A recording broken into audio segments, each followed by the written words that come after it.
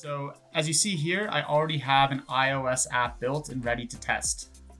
It's looking really good so far, but now it's time to start customizing and add even more features and functionality that will make the experience much better for the end users. So let's get started. The first feature that I'm going to configure is the branding of the app. And so you can find that in the branding tab right here on the left. And this is where I can configure my app icon, splash screen, and theme colors.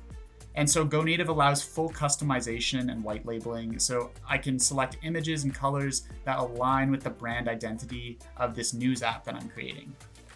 So the first step is to add my app icon and scale it to the correct dimensions. And it's important to use a high resolution app icon image to avoid distortion and blurriness. For reference, I've included Apple and Google's styling guide in the description of this video, so you can check out the exact dimensions needed. Alternatively, we recommend sourcing a pixel perfect image within a graphic design platform such as Figma or Canva. It might feel like a tedious, detail-oriented step, but it's important that you get these images right because they are the first point of contact between an app user and your app.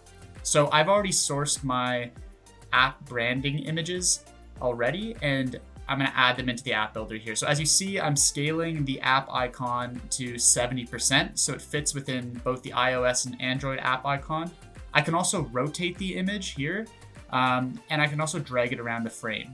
I don't actually want to do that right now, but I just wanted to show you that you can do those within the app builder.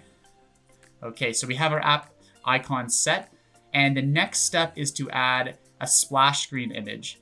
And so a tip for you here is that you'll need to provide separate splash screen images and theme colors for both light and dark mode to ensure that both display modes project a clean and polished app experience.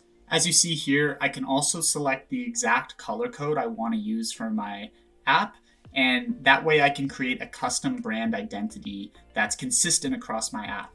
So I've skipped ahead here to having my color codes selected. As you see, I've selected the exact color codes I want for the app's background, the theme colors used for the text fields and labels, and the color of the device status bar.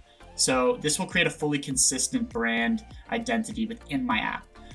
One great thing about the GoNative platform is that once a specific color code is used only one time, it's saved within the app builder. So you don't need to add the specific color code each time you're using it, especially if you're using the same colors over and over again.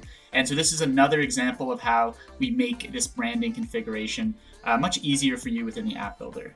And so at this point, I'll save my progress and my app will automatically rebuild within the GoNative platform, and I can immediately see how it's shaping up. So let's take a look at that.